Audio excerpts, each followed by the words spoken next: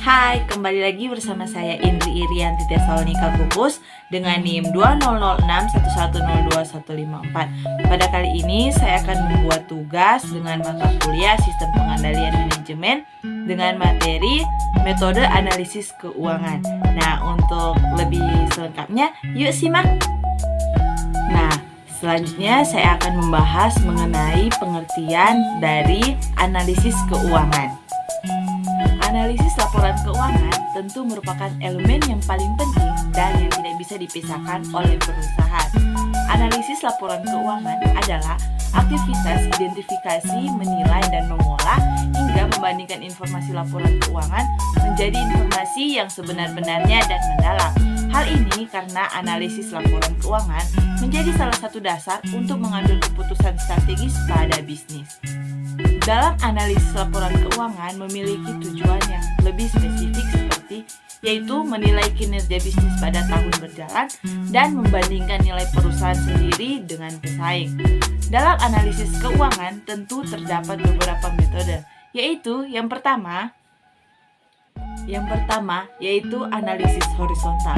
Metode analisis keuangan horizontal adalah metode analisis dengan membandingkan pos-pos laporan keuangan yang sama pada periode yang berbeda. Biasanya, perbandingan laporan keuangan yang dianalisis menggunakan 2 atau 3 periode, di mana periode yang lebih awal digunakan sebagai dasar pembandingannya. Analisis ini digunakan untuk melihat persentase penurunan dan kenaikan pos-pos laporan keuangan dari periode yang dibandingkan. Yang kedua, analisis vertikal.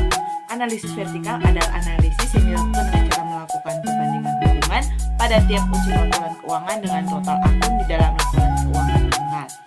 Nah, yang ketiga, analisis tren. Analisis tren adalah pendekatan dengan menggunakan perbandingan keuangan perusahaan dari waktu ke waktu, misal dari tahun ke tahun.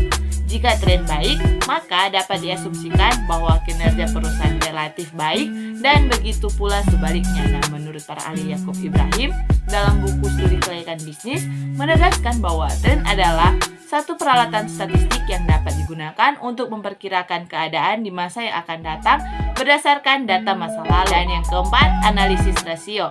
Analisis rasio merupakan sebuah analisis yang digunakan untuk mengukur kinerja bank maupun perusahaan.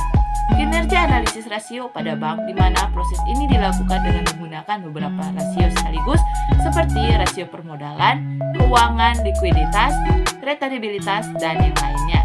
Sedangkan bagi perusahaan, analisis rasio digunakan sebagai alat untuk menganalisa sedangkan kinerja keuangan perusahaan dengan cara melakukan perbandingan pada setiap pos yang tertera dalam laporan keuangan antara lain arus kas, laba rugi, dan juga laporan neraca. Dan tujuan pelaksanaan analisis rasio pada perusahaan yaitu analisis rasio akan dipakai menjadi sebuah alat ukur dalam melakukan forecasting maupun memproyeksikan kondisi keuangan sebuah perusahaan di masa mendatang. Dan yang kedua yaitu analisis rasio juga akan dipakai untuk melihat kondisi perusahaan sekarang, memantau berbagai permasalahan yang terjadi pada manajemen dan juga berbagai lini lainnya di dalam perusahaan.